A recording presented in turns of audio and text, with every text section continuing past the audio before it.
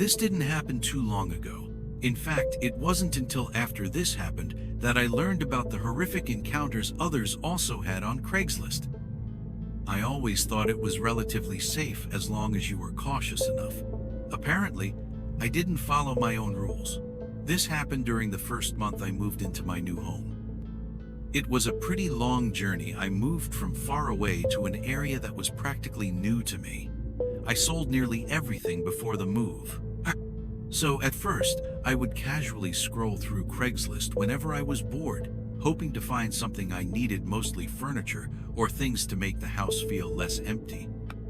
Before this, I had already found a few items on Craigslist, picked them up, and had no issues at all, so I really didn't have much reason to be nervous. One night after work, I happened to scroll past a post for a pretty nice-looking couch. It was almost perfect for what I wanted, a gray sectional sofa in great condition, all for a decent price, $200. The guy responded pretty quickly. His name was Jamer, and from his text, he seemed like a chill dude. We agreed on the price and started figuring out the plan to meet. The big issue was that I only had an SUV. It could maybe fit one section of the sofa at a time, and he lived in the next town over, so I'd have to drive back and forth multiple times just to get the whole thing home. When I mentioned that I couldn't pick up the entire couch at once, he kindly offered to use his pickup truck to drop it off at my place. Of course, I ideally wanted to see it in person before buying, and didn't feel too comfortable giving a stranger my address, but it was just so much more convenient and made a lot more sense to do it that way. And he wasn't pushy or weird about it in any way at all. He genuinely seemed like he was offering a solution. So, after a bit of thinking it over, I agreed. We were set for him to swing by my place at 5 p.m. the following day. I went to bed early, and in the morning I sent him my address, then spent the rest of the day cleaning the other rooms of the house. As it got closer to 5 o'clock, I stayed in the living room watching television, leaving the blinds partially open. Almost exactly at 5 o'clock, I saw headlights coming down the road. A few seconds later, a black pickup truck slowly passed by. As it did, I noticed that there was no couch in the bed of the truck, so I figured it was just a neighbor or something, and continued waiting. However, just a few minutes later, that same truck passed by again. It was really strange how they slowed down, like they were looking at my house or maybe even through the windows as they drove past. Kind of gave me an uneasy feeling, but I still figured it was nothing. I texted Jamer, making sure he was still on his way, then continued watching television. After I sent that text, I didn't see any more trucks passing by outside. Even stranger, Jamer never texted me back. He never showed up or even updated me on anything. At 6:30, more than an hour past our meeting time, I sent another text, only for it not to go through. It turned out he had blocked my number. I didn't know what went wrong, but overall, I wasn't too concerned, just annoyed he wasted my time. Maybe he found someone willing to pay more. Or something came up and he just didn't want to deal with giving me the bad news, so he ghosted me instead. It happens, I guess. As it got later into the night, I was mostly over it. I had dinner, set up my office room in the house, and chilled in bed watching YouTube for the rest of the night. I don't even remember falling asleep. I think I just passed out in the middle of a video, but I'm pretty sure I was out for at least a couple hours. I woke up in the middle of the night to a really unsettling sound. It was a long wooden creak, which I was absolutely sure was the front door creaking open. I knew it because it always bothered me. It's the only squeaky door in the house, but who the hell opened it? I sat up and stared toward my bedroom door as I listened. I could hear subtle footsteps moving into the house below me. I probably wouldn't have heard them if not for the echo of the empty home. I felt myself start to panic, but I remained still, almost stuck in place. The footsteps seemed to stop as they reached the bottom of the staircase. Several long seconds of silence went by before a man's voice called out, not just anything, though he was calling out my name. His voice was deep and sounded like an older man's, but it was someone I didn't recognize. He called out my name again. Disturbingly, there was no emotion behind it. He was monotone, just saying my name over and over from the bottom of the stairs, like he knew I was up here. I quietly reached for my phone to call 911. I was extremely scared that he'd hear me talking to the operator, but honestly, I felt like I had no choice. I whispered as quietly as I could. The man still stayed at the bottom of the stairs, calling out my name. Once the cops were on the way, I moved from my bed to my closet. I didn't know if the man was actually going to come upstairs looking for me. Clearly, something was wrong with him, so I wasn't taking my chances. Only about 30 seconds after I moved into the closet, though, the man's voice stopped calling out. From the closet, I couldn't really hear anything else like footsteps or doors opening, so I got really anxious, unsure where he was or if he might be standing right outside my bedroom now. Fortunately, a couple minutes later, officers arrived. The house was empty. Whoever that guy was who came in, he was gone. I immediately told the officers about the Craigslist situation because I was sure it had to be Jamer. I mean, I'd just given him my address that day and seen that truck suspiciously passing by earlier.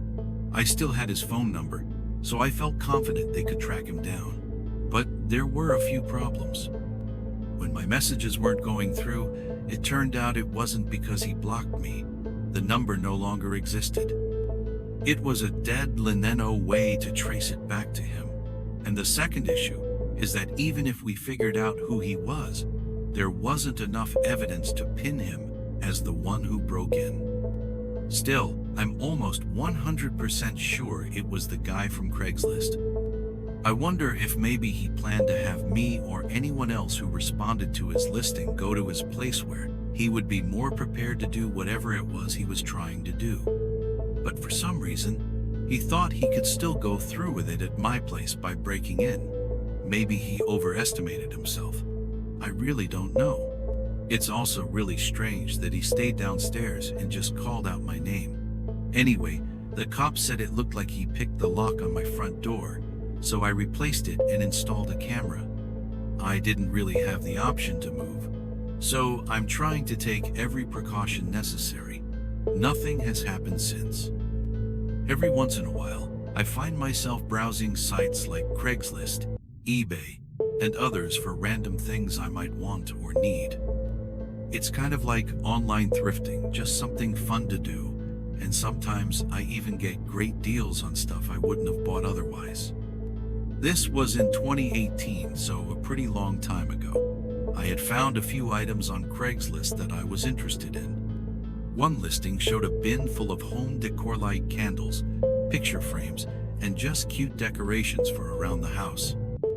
My apartment was pretty bare bones, so I thought a bunch of random decorations could liven up the place.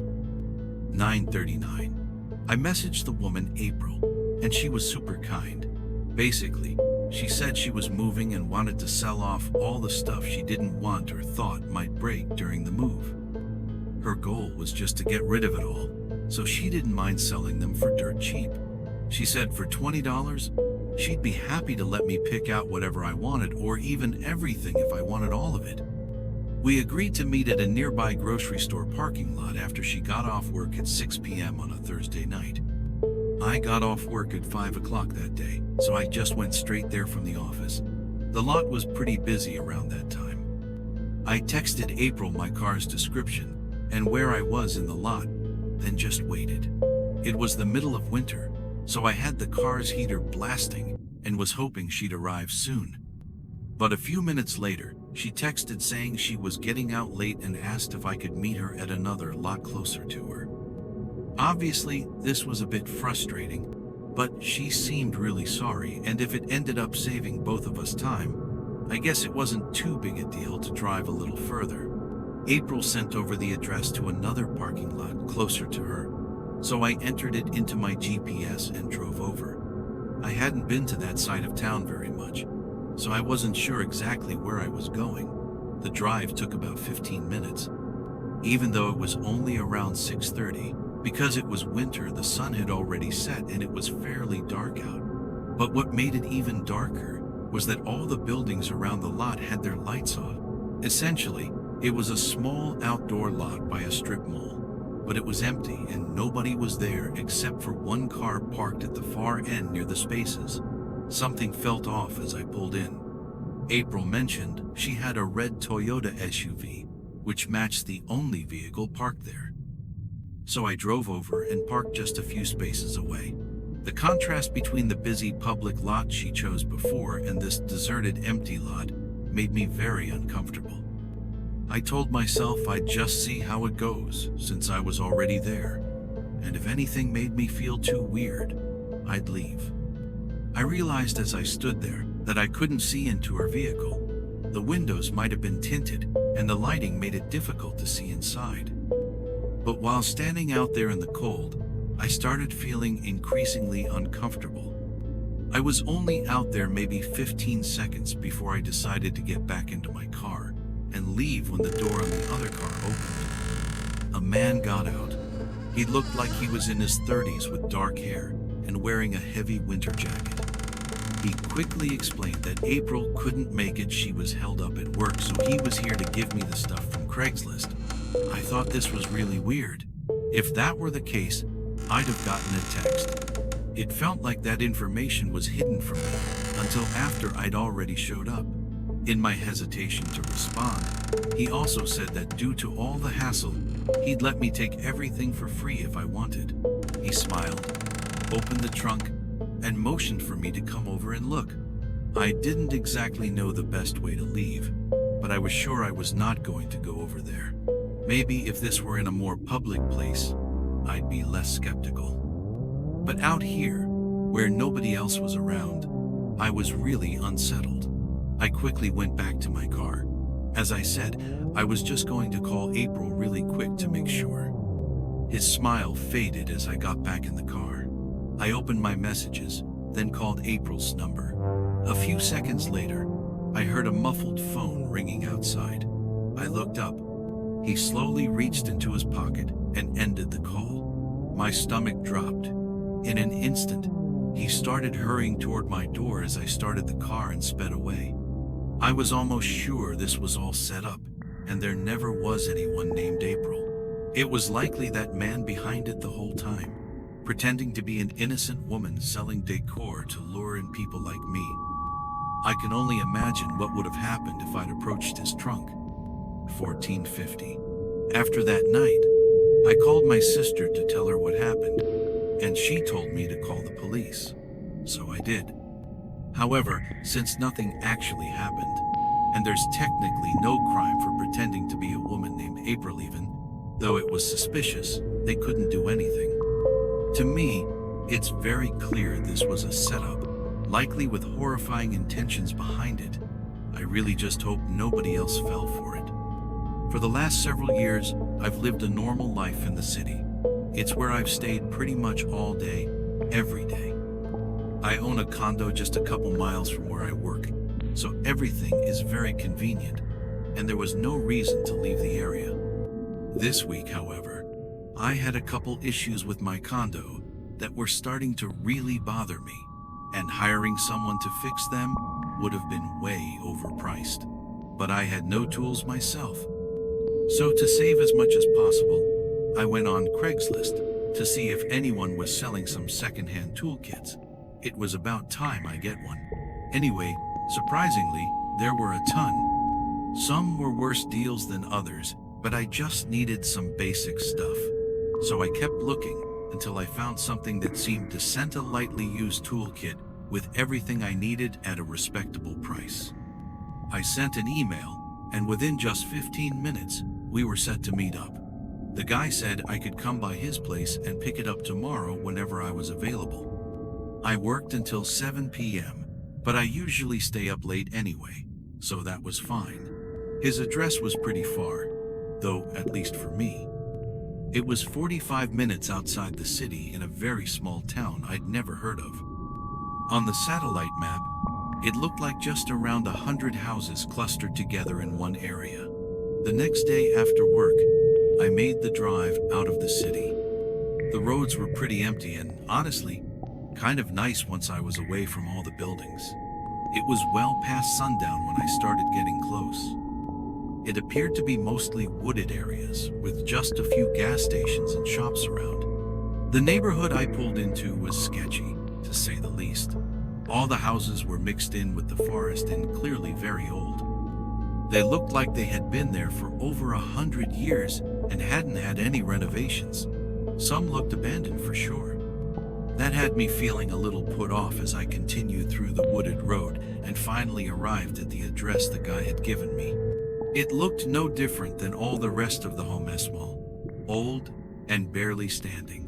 Although I felt uneasy, I reminded myself I was from the city and not used to places like this.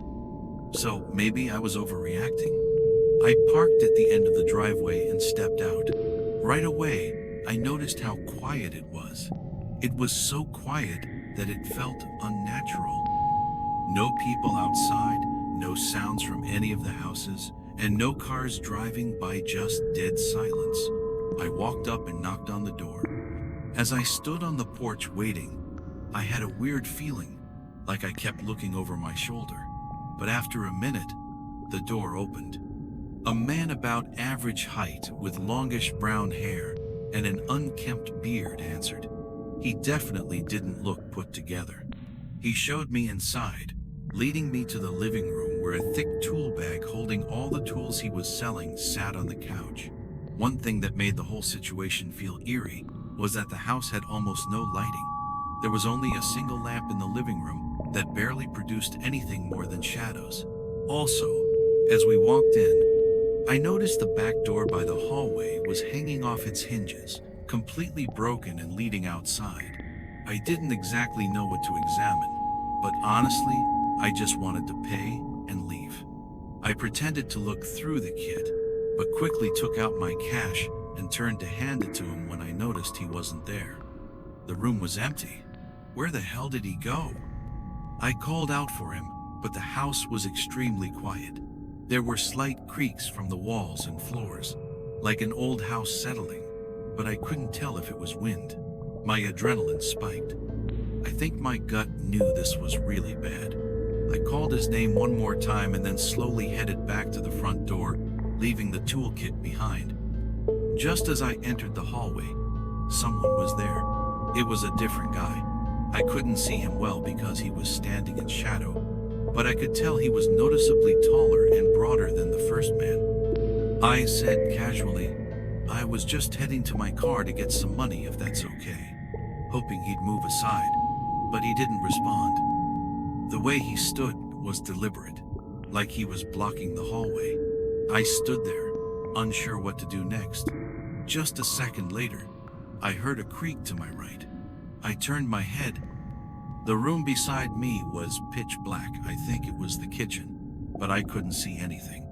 Somehow, in that moment, my survival instincts kicked in, and I sprinted to the broken back door I remembered seeing.